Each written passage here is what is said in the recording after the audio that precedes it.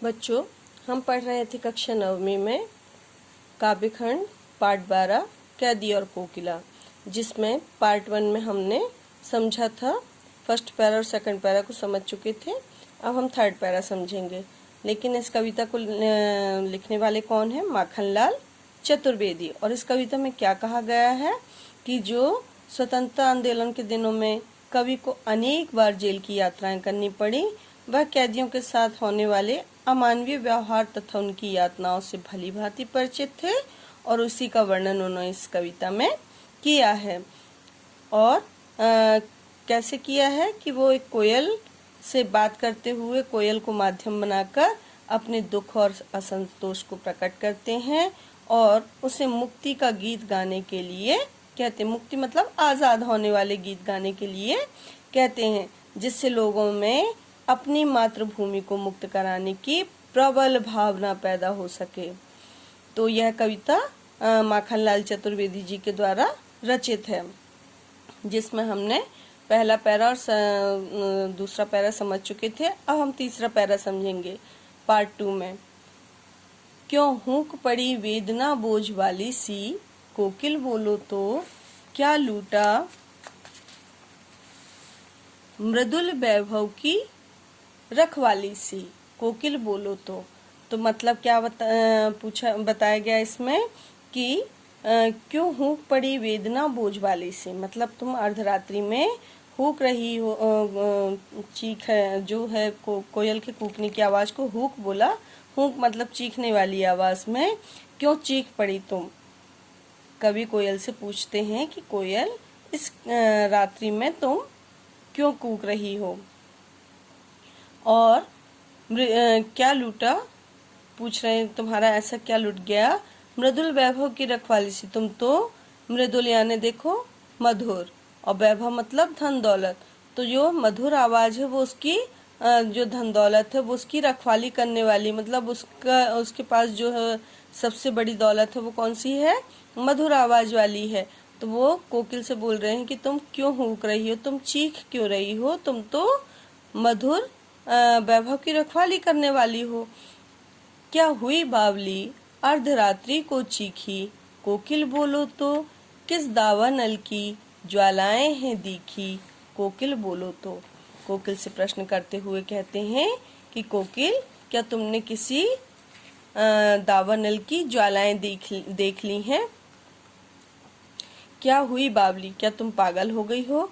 अर्धरात्रि को जो चीख रही हो, आधी रात में जो चीख रही कोयल प्रायः रात्रि में नहीं कूकती है, वो दिन में या सुबह के वक्त ही कोयल अपनी कूक से आवाज करती है, लेकिन यहाँ पर वो अर्धरात्रि में कूक रही है। इसलिए वो क्या बोलते हैं कवि कि क्या तुम पागल हो गई हो जो इस रात्रि में कूक रही हो।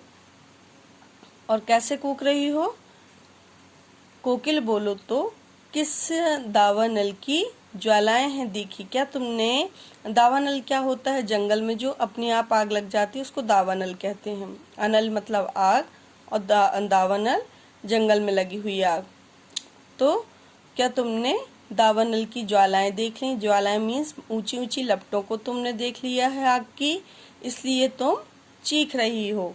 कोकिल बोलो तो वो क्या कहते हैं कवि कि रात्रि में जब पूरा विश्व सो रहा है तो तुम इस अर्धरात्रि में भारी बोझ वाली वेदना वाली आवाज में, दुख की आवाज में क्यों हुक रही हो।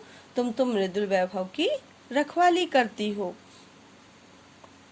फिर क्या बोला वहां पर कि तुम तो तुम्हारे इस मृदुल वैभव की जो रखवाली करती हो, धन दौलत का तुम्हारे पास जो मधुर आवाज का धन खजाना है, उसमें से ऐसा क्या लुट गया कि तुम चीख रही हो।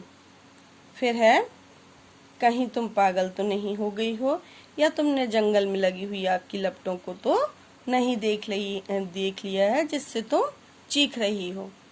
क्या देख ना सकती जंजीरों का गहना, हथकड़ियां क्यों यह ब्रिटिश राज का गहना। कोल्हू का चर्रक चूं जीवन की तान, गिट्टी पर उंगलियों ने लिखे गान। हूँ मोट खींचता लगा पेट पर जुआ, खाली करता हूँ ब्रिटिश अकड़ का कुआं। दिन में करुणा क्यों जगे रुलाने वाली, इसलिए रात में गजब ढा रही आली।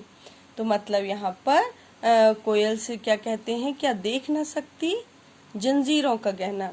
कोयल से प्रश्न कर रहे हैं, क्या तुम हम क्रांतिकारियों और स्वतंत्रता का जो संघर्ष करने वाले लोग हैं, जो बंदी बनाए गए हैं, तो उनको बेड़ियां पहनाई जाती। तो बेड़ियां जो होती थी, तो हथकड़ियाँ और बेड़ियां जो पहनाई गई हैं, तो वो कहते हैं क्या देख नहीं रही हो कि हम बेड़ियों से जकड़े हुए हैं।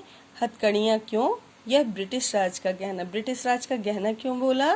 क्योंकि जो उनको हथकड़ियाँ पहनाई गई हैं, तो उन्हें उस हथकड़ियों को पहनने में स्वाभिमान पूर्वक वो अपनी बात को रखते हुए कहते हैं, और उन्हें इस बात पर गर्व है कि हमें स्वतंत्रता की आवाज़ उठाने के कारण ही हमें बेड़ियां पहनाई गई हैं।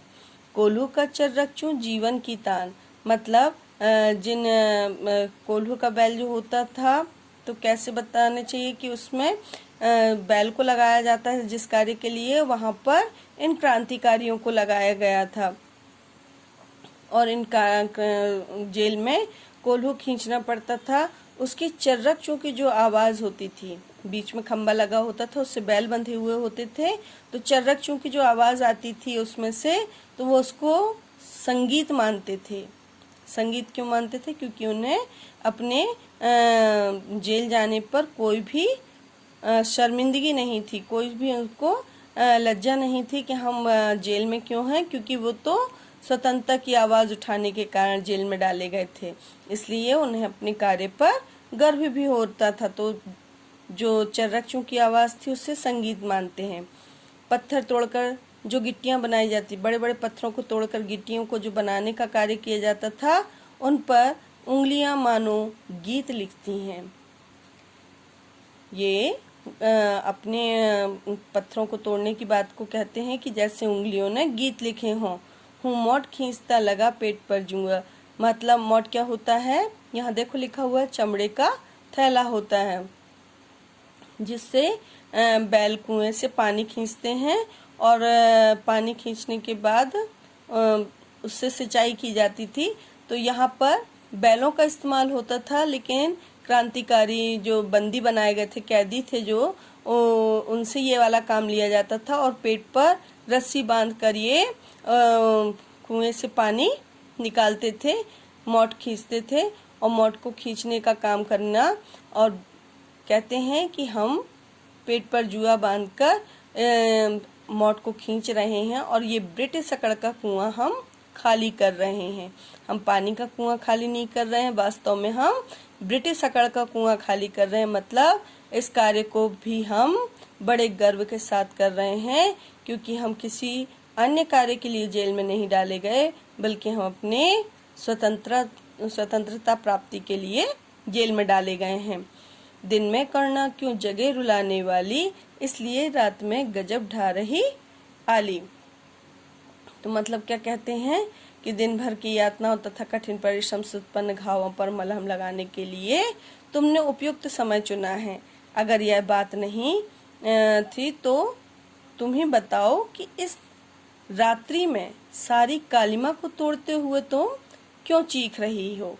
दिन में करना क्यों जगह रुलाने वाली, तो तुम अपनी करुणामयी मधुर आवाज में इस संघर्ष के लिए गुपचुप तैयारी कर रही हो। हे कोयल, तुम ही तो बताओ सही कि इसलिए रात में गजब ढा रही हो। मतलब तुम चुपचाप रहने वाली हो, तुम तो दिन में तैयारी कर रही हो और चुपचाप रात्रि में आकर यहाँ पर कूक रही हो, मतलब हमें किसी का संदेशा दे रही हो। तो इस प्रकार ये वाला पैरा भी हमारा पार्ट 2 में कंप्लीट हुआ। आगे के पैरा हम पार्ट 3 में समझेंगे। धन्यवाद।